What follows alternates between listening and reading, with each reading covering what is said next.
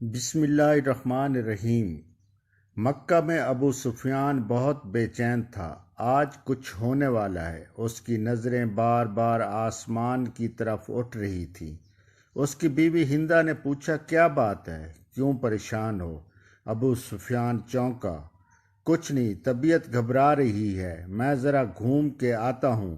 یہ کہہ کر وہ باہر نکل گیا۔ مکہ کی گلیوں میں گھومتے پھرتے وہ شہر سے باہر نکل آیا۔ اچانک اس کی نظر ایک طرف اٹھی جہاں روشنیاں اور لوگوں کی آوازیں کی بھنبھناہٹ سنائی دے رہی تھی۔ اس کا دل دھک گیا اور وہ دیکھنے کے لیے کہ یہ لوگ کون ہیں ان کی طرف بڑھنے لگا۔ اتنا تو وہ سمجھ گیا تھا کہ یہ حملہ آور ہیں اور مکہ کے لوگ تو سو رہے ہیں۔ وہ لشکر کے قریب پہنچا تو کچھ لوگوں کو پہچان لیا۔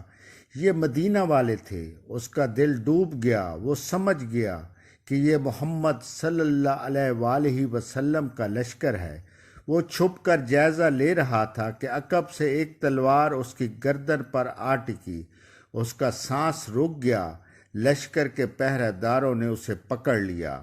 وہ اب اسے محمد صلی اللہ علیہ وآلہ وسلم کے سامنے پیش کرنے والے تھے۔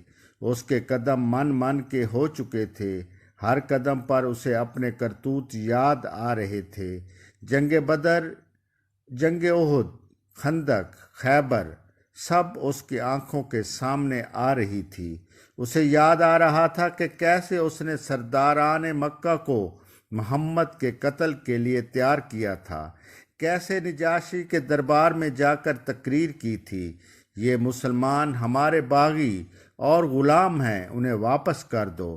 کیسے اس کی بیوی نے محمد کے چچا حمزہ کا کلیجہ نکال کر چبایا تھا، کیسے وہ اب اسے محمد صلی اللہ علیہ وآلہ وسلم کے سامنے پیش کرنے والے تھے۔ اس کے قدم من من کے ہو چکے تھے۔ ہر قدم پر اسے اپنے کرتوت یاد آ رہے تھے۔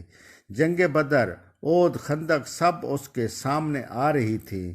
اسے یاد آ رہا تھا کہ کیسے اس نے سرداران مکہ کو محمد کے قتل کے لیے تیار کیا تھا۔ اسے یقین تھا کہ اسے مار دیا جائے گا۔ بارگاہ رسالت میں اصحاب جمع تھے۔ جب ابو سفیان کی گرفتاری کی اطلاع دی گئی، اللہ اکبر، خیمے میں نعرہ تکبیر بلند ہوا۔ حضرت عمر اسے فوری قتل کرنا چاہتے تھے کہ سارے فساد کی جڑ ابو سفیان ہی تھا۔ رحمت عالم صلی اللہ علیہ وآلہ وسلم کے چہرہ مبارک پر تبسم نمودار ہوا۔ فرمایا، بیٹھ جا عمر، اسے آنے دو۔ حضرت عمر آقا کے حکم پر بیٹھ گئے۔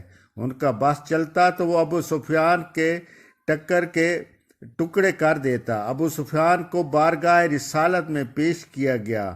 ابو سفیان کو جب بارگاہ رسالت میں پیش کیا گیا تو صحابہ نے کہا کہ اسے قتل کر دو، جبکہ اسے اس کے چہرے پر موت کی زردی تھی۔ لب پر رسالت مآب کے حکم کا انتظار تھا تو ایک جملہ بلند ہوا کہ اس کے ہاتھ کھول دو، اسے پانی پلاؤ، بیٹھ جاؤ ابو سفیان۔ ابو سفیان کیسے ہارے ہوئے جواری کی طرح بیٹھ گیا۔ پانی پی کر اسے کچھ حوصلہ ہوا۔ اس نے نظریں اٹھا کر خیمہ میں موجود اصحاب رسول کو دیکھا۔ عمر بن خطاب کی آنکھیں غصے سے سرخ تھیں۔ ابو بکر صدیق کے چہرے پر اس کے لیے افسوس کا تاثر تھا۔ عثمان بن عفان کے چہرے پر عزیزداری کا احساس اور افسوس تھا۔ علی بن ابو طالب کا چہرہ سپاٹ تھا۔ اس کی نظریں گھومتی ہوئی محمد صلی اللہ علیہ وآلہ وسلم کے چہرے پر جم گئیں۔ کہو ابو سفیان، کیسے آنا ہوا؟ ابو سفیان کے گلے سے آواز نہیں نکل رہی تھی۔ ہمت کر کے کہا، میں اسلام قبول کرنا چاہتا ہوں۔ عمر بن خطاب ایک بار پھر کھڑے ہوئے اور کہا، یا رسول اللہ، یہ شخص مکاری کر رہا ہے، جان بچانا چاہ رہا ہے، بیٹھ جاؤ عمر۔ حضور نے نرمی سے فرمایا، بولو ابو سفیان، کیا تم واقعی اسلام قبول کرنا چاہتے ہو؟ جی ہاں یا رسول اللہ۔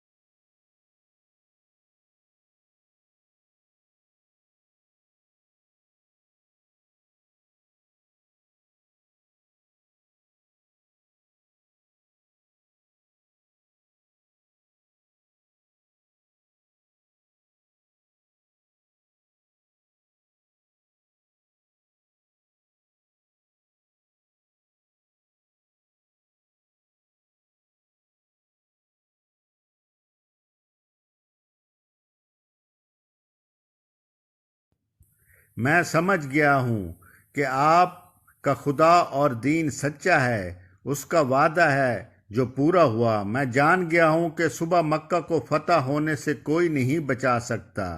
ٹھیک ہے ابو سفیان، میں تمہیں اسلام کی دعوت دیتا ہوں، اب تم آزاد ہو، ہم انشاءاللہ صبح مکہ میں داخل ہوں گے۔ میں تمہارے گھر کو جہاں سے آج تک اسلام کے خلاف سازشیں ہوتی رہیں جاہ پناہ قرار دیتا ہوں۔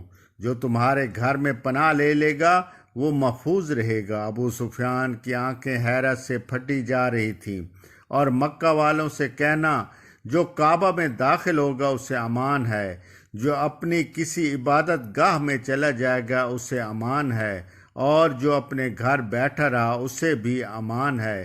جاؤ ابو سفیان، جاؤ اور جا کر صبح ہماری آمد کا انتظار کرو، اور مکہ والوں سے کہنا ہمارے کوئی تلوار میان سے اور کوئی تیر ترکش سے باہر نہیں نکلے گا، کہ ہمارا کوئی نیزہ کسی کی طرف نہیں اٹھے گا جب تک کوئی ہم سے لڑنا نہ چاہے۔ ابو سفیان نے حیرت سے محمد عربی کی طرف دیکھا اور کانپتے ہونٹوں سے بولا، اشہد ان لا الہ الا اللہ و اشہد ان محمد عبدہ و رسولہ۔